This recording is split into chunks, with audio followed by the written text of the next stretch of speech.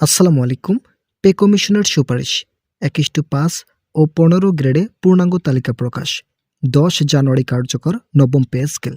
অর্থ উপদেষ্টা এই বিষয়ে যা বললেন, বিস্তারিত আলোচনা করার শুরুতে আপনারা অবশ্যই ভিডিওটিতে একটি লাইক এবং চ্যানেলটি সাবস্ক্রাইব করে বেল আইকনটি অল করে দিন। আজ পে কমিশন থেকে নতুন একটি সুপারিশ প্রণয়ন করা হয়েছে। সুপারিশের বেশ কিছু তথ্য উল্লেখ করেছেন কর্তৃপক্ষ। তাদের মধ্যে থাকছে নবম পে স্কেল বাস্তবায়নের চূড়ান্ত তারিখ ও অনুপাত আকারে বেতন বৃদ্ধির সুযোগ সুবিধা। আজকের বৈঠকে নাম অপ্রকাশিত রাখার শর্তে একজন সচিব বলেন, আমরা নবম পে স্কেল বাস্তবায়ন সম্পর্কে গভীরভাবে পর্যালোচনা করছি। আমাদের মনে হচ্ছে এটি বাস্তবায়ন করতে একটু সময় লাগতে পারে। আমরা যতটুকু জানতে পেরেছি, আগামী 10 জানুয়ারি নবম পে স্কেল কার্যকর করা হবে। যেহেতু ডিসেম্বরের শেষ, তাই এখন গেজেট প্রকাশ করা সম্ভব নাও হতে পারে, যার ফলে আগামী 10 জানুয়ারি পর্যন্ত সময়সীমা নির্ধারণ করা হয়েছে। এছাড়াও যারা অবসরপ্রাপ্ত সরকারি চাকরিজীবী আছেন, তাদের জন্য অবসরকালীন ভাতা বৃদ্ধির নতুন প্রস্তুতি নিয়েছেন পে কমিশন। বর্তমান সময়ে সরকারি চাকরিজীবীরা 45% অবসরকালীন ভাতা পেয়ে থাকেন, যা অত্যন্ত কম হিসাবে বিবেচিত হয়েছে। তাই তাদের জন্য অবসরকালীন ভাতা শতভাগ পর্যন্ত বৃদ্ধির নতুন সিদ্ধান্ত নিয়েছেন সংশ্লিষ্ট মহল। পে কমিশন সহ অর্থ মন্ত্রণালয় গভীরভাবে এই বিষয়গুলো নিয়ে ভালোভাবে পর্যালোচনা করার পর সচিবদের সঙ্গে বৈঠকে বসেন। তবে সচিবরা চূড়ান্ত একটি দিক নির্দেশনা দিয়েছেন কমিশনকে।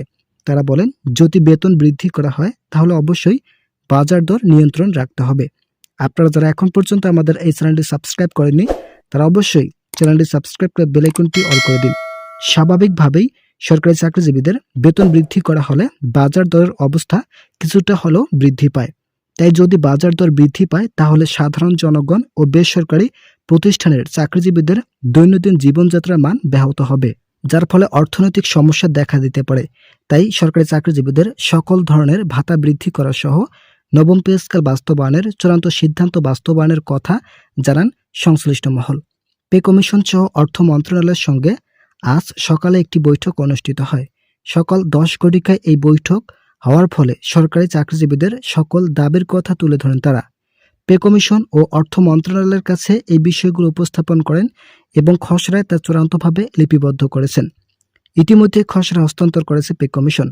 এছাড়াও কমিশনের একজন সদস্য নাম অপ্রকাশিত রাখা শর্তে বলেন, আমরা যেভাবে নবম পে স্কেল বাস্তবায়ন করছি তা পূর্বের বেতন স্কেলগুলোর তুলনায় অধিক শক্তিশালী। কেননা 2015 সালে যখন অষ্টম বেতন স্কেল চালু করা হয়, তখন সরকারি কর্মচারীদের মাঝে নতুন আকারে বৈষম্যতা সৃষ্টি হয়েছিল। কিন্তু আমাদের নবম পে স্কেলে তেমন কোনো বৈষম্য লক্ষ্য করা যাচ্ছে না। আমরা ধারাবাহিকভাবে সকল কিছু পর্যালোচনা করছি এবং পূর্বের ইতিহাস বিবেচনা নিয়ে বেতন বৃদ্ধির নতুন রূপরেখা তৈরি করেছি। এছাড়াও কর্মচারীদের বেতন কত পর্যন্ত রাখা হলে দেশের অর্থনৈতিক সক্ষমতা বৃদ্ধি পাবে এবং বাজেট ঘাটতি পুষিয়ে নেওয়া সক্ষম হবে, এ সকল বিষয় নিয়ে পর্যালোচনা করার পর সর্বশেষ সিদ্ধান্তে উপনীত হই। যারা এখনও আমাদের এই চ্যানেলটি সাবস্ক্রাইব করেনি, তারা অবশ্যই চ্যানেলটি সাবস্ক্রাইব করুন। 21:5 ও 15 গ্রেডে নবম পে স্কেল বাস্তবায়নের নতুন যে সিদ্ধান্ত নেওয়া হয়েছে, সেখানে থাকছে সিলেকশন গ্রেড সহ টাইম স্কেল পুনরুদ্ধারের সুযোগ সুবিধা। প্রাথমিকভাবে 1:4 অনুপাতে বেতন বৃদ্ধির সিদ্ধান্ত থাকলেও বাজেট সংকটের কারণে 1:5 অনুপাতে বেতন বৃদ্ধি করার নতুন সিদ্ধান্ত গ্রহণ করা হয়েছে। তবে এখানে খুব একটা তফাৎ থাকবে না বলে মন্তব্য করেন অর্থনীতিবিদরা। অর্থনীতিবিদদের মতামতের জন্য পে কমিশন ও অর্থ মন্ত্রণালয় একাধিকবার বৈঠক করেন। প্রধান উপদেষ্টার সঙ্গে কয়েক দফায় বৈঠক অনুষ্ঠিত হয়েছে।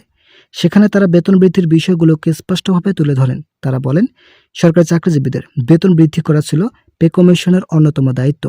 তাই পে কমিশনের নতুন খসড়া অর্থ মন্ত্রণালয় ও প্রধান উপদেষ্টার কার্যালয়ে হস্তান্তর করা হয়েছে। সভায় কমিশনের তৈরিকৃত খসড়া নিয়ে বিস্তর আলোচনা হয়। বিভিন্ন বিষয় সংশোধনী এনে পরবর্তীতে আবারও সভা করার সিদ্ধান্ত নেওয়া হয়। সূত্রের খবর, সুপারিশ জমা দেওয়ার আগে অন্তত আরও 3টি সভা করবে কমিশন। আর সুপারিশ জমা দিতে পারে আগামী জানুয়ারি মাসের প্রথম ও দ্বিতীয় সপ্তাহে, মূলত জানুয়ারি মাসের 10 তারিখের মধ্যে। এদিকে আসন্ন জাতীয় নির্বাচনের তফসিল ঘোষণা করেছে নির্বাচিত সরকার। ঘোষণা অনুযায়ী নির্বাচনী প্রচারণা 2026 সালের 22 জানুয়ারি শুরু হবে। ইতিমধ্যেই সরকারি চাকরিজীবীদের বেতন স্কেল বাস্তবায়ন সম্পর্কে 3টি সভার কথা উল্লেখ করা হয়েছে। তবে বিভিন্ন সূত্র থেকে জানা যাচ্ছে একটি সভা অনুষ্ঠিত হয়েছে অভ্যন্তরীণভাবে, আর 2টি সভা বাকি রয়েছে যেটা আগামী 10 তারিখের মধ্যে সম্পন্ন হবে। তো সে পর্যন্ত অবশ্যই আপনারা আমাদের এই চ্যানেলটি সাবস্ক্রাইব করে বেল আইকনটি অল করে দিন, যাতে আমাদের এই চ্যানেল থেকে সকল ধরনের সরকারি চাকরির আপডেট এবং নবম পে স্কেলের গুরুত্বপূর্ণ আপডেট সবসময় সবার আগে পেতে পারেন।